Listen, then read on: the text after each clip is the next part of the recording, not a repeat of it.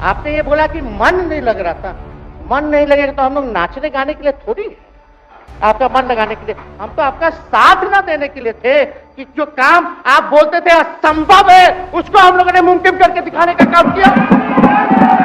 नमस्कार, मैं हूं प्रवीण गौतम। दोस्तों, बिहार में अविश्वास प्रस्ताव पर बोलते भले संख्या बल तेजस्वी यादव के पक्ष में नहीं था, लेकिन नैतिक बल उनके साथ था। तो नीतीश कुमार पर चुन चुनकर ऐसे कटाक्ष किए कि विधानसभा में नीतीश कुमार शर्मसार होते दिखाई दिए। नीतीश कुमार से तेजस्वी यादव ने पूछा कि पूरा बिहार, पूरा देश जानना चाहता है कि आपके बार बार पलटी मारने का रहस्य क्या है। कि लगातार 9 बार उन्होंने शपथ लेकर के इतिहास रचने का काम किया और 9 बार तो लिया ही महोदय, लेकिन एक ही टर्म में 3-3 बार लिया, ऐसा अद्भुत नजारा हम लोगों ने नहीं देखा। माननीय, अब कई बार माननीय मुख्यमंत्री जी जो हैं इस बात को बोलते रहे कि तुम मेरा बेटा जैसा हो, कई बार बोलते हैं और हम भी अपना मानते हैं, अपने गार्जियन मानते हैं। और आप लोग भगवान राम की चर्चा करते हैं, हम आप सबके मन में तो राम है ही, शांति, लेकिन एक बात समझना पड़ेगा, हम तो नीतीश जी को एक दशरथ जो पिता है उनके रूप में वैसा गार्जियन मानते हैं कि भाई कई बार जो है इन्होंने कई बार आप लोगों के सामने भी बोला आप तो यही करेगा, यही आगे बढ़ेगा। तो चलिए, नौजवान लोग ना आगे बढ़ेगा, आगे काम करेगा, लेकिन कई बार मजबूरियां रही होंगी इनकी, जैसे दशरथ की मजबूरी थी, राजा दशरथ की, कि राम को जो है वनवास जो है भेज दिया गया। लेकिन उस बात को हम मानते हैं कि हम वनवास नहीं आए हैं, बल्कि हमको इन्होंने भेजा है जनता के बीच उनके सुख और दुख के भागीदार बने। पहले बार ही अपने से दूर किए, वो भी क्या मजबूरियां रही हमको नहीं पता, ना आपको पता, किसी को नहीं पता क्या मजबूरियां रही। लेकिन इन्होंने जब पहली बार जब दूर किया तो एक ही बात निकल के आया। क्या बात निकल के आया कि आप जो है एक्सप्लेन कर दीजिए, आपके ऊपर जो है मुकदमा है, केस है। जब दोबारा जब इन्होंने अपनाने का काम किया तो इन्होंने कहा कि सब बीजेपी वाला सब फंसाने का काम करता है, ईडी और सीबीआई लगा देने का काम करता है। देखिए, हम तो आपको इज्जत देते हैं और आगे भी देते रहेंगे, लेकिन ये बात समझना पड़ेगा। और बिहार की जनता ये जानना चाहती है कि आखिर ऐसा क्या कारण है कि आप कभी इधर रहते हैं, कभी उधर रहते हैं। ये तो सब लोग जानना चाहता है, सब लोग की इच्छा है। आखिर क्या ऐसा हो गया कि आपको ये निर्णय लेना पड़ा। 2020 का हम लोग चुनाव जीत करके आए, मात्र बेईमानी के बाद 12,000 का डिफरेंस था पूरे महागठबंधन और एनडीए में। आप क्यों छोड़ के आए? आपने यही बोला था ना कि हम एनडीए इसीलिए छोड़ रहे हैं क्योंकि हमारे पार्टी को तोड़ा जा रहा है, हमारे विधायकों को प्रलोभन दिया जा रहा है।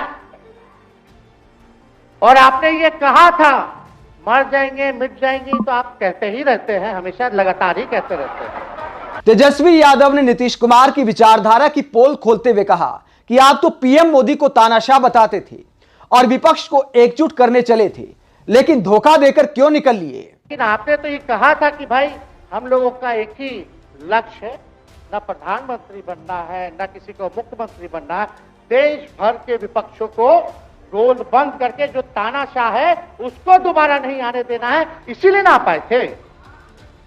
और आप जब गवर्नर हाउस गए महोदय, मुख्यमंत्री जी, जब आप बाहर आए तो आपने बोला कि आपका मन नहीं लग रहा था। आपने ये बोला कि मन नहीं लग रहा था। मन नहीं लगेगा तो हम लोग नाचने गाने के लिए थोड़ी है, आपका मन लगाने के लिए। हम तो आपका साथ ना देने के लिए थे कि जो काम आप बोलते थे असंभव है उसको हम लोगों ने मुमकिन करके दिखाने का काम किया। तेजस्वी यादव ने नौकरियों के मुद्दे पर भी नीतीश कुमार को निशाने पर लिया और कहा कि मैं उम्मीद करता हूं कि आप ऐसे ही नौकरी बांटते रहेंगे, जबकि कभी आप नौकरियों के नाम पर मेरा मजाक उड़ाया करते थे। आपने 2020 के चुनाव में क्या कहा था? झूठ मत बोलिएगा। देखिए, हम आप लोग से उम्र में छोटे हैं। अपने बाप के पास से लाएगा, जेल से पैसा लाएगा, नौकरी बांटेगा, और संभव है। क्या बोले थे? और हमने उस समय चुनाव के दौरान रोजगार पर विशेष तौर पे हमने बोला था, हमने साइंटिफिक अध्ययन किया, रिक्त पदे हैं इतनी इतनी है, उसको हम लोग जो है भरने का काम करेंगे। हमको दुख इस बात का नहीं है कि हम लोग विपक्ष में आ गए, हमको तो खुशी है कि उन 17 महीनों में जो देश में किसी सरकार ने नहीं किया, उसको हमारी महागठबंधन सरकार ने करने का काम किया। आप बताइए। और आप मुख्यमंत्री जी कह रहे थे कि उधर चला गया, जब इस्तीफा देकर के आए थे गवर्नर हाउस से, तो ये बात तो बोले कि मन नहीं लग रहा था। दूसरा बात ये बोले कि क्रेडिट ले रहा था मेरा डिपार्टमेंट, विभाग, आरजेडी का, हमारे मंत्री, हम लोगों ने नौकरी दिया 17 महीने में, पहले तो नहीं मिलता था, तो क्रेडिट क्यों ना ले? एक मिनट, अब आप लोग सरकार बना लिए, एक मिनट या सुनिए ना भैया, सुन तो लो, सुनना ही नहीं चाहते, आप ही के हित में बोलना चाह रहे। तो आप बोले क्रेडिट का। सम्राट जी, विजय सिन्हा जी, ये हम आप लोग को पहले सचेत कर दे रहे हैं, सचेत इस बात का करें कि महागठबंधन की सरकार तो हम लोग नहीं रहते तो फिर से मुख्यमंत्री नहीं बनते। लेकिन एक बात समझिए, अगर आप लोग अभी सरकार में हैं, जो काम होगा उसका क्रेडिट नहीं लीजिएगा। तो मुख्यमंत्री जी, हम लोग 17 महीने जब थे सरकार में, तो उसका क्रेडिट क्यों ना ले? आप लोग बताइए क्यों ना ले? अब आप लोग सरकार में आए, भाजपा के लोग, और नीतीश जी बोलेंगे कि नहीं क्रेडिट नहीं लेना, क्रेडिट केवल मेरा, तो आप लोग क्या कहिएगा? क्या कहो? क्या कहिए?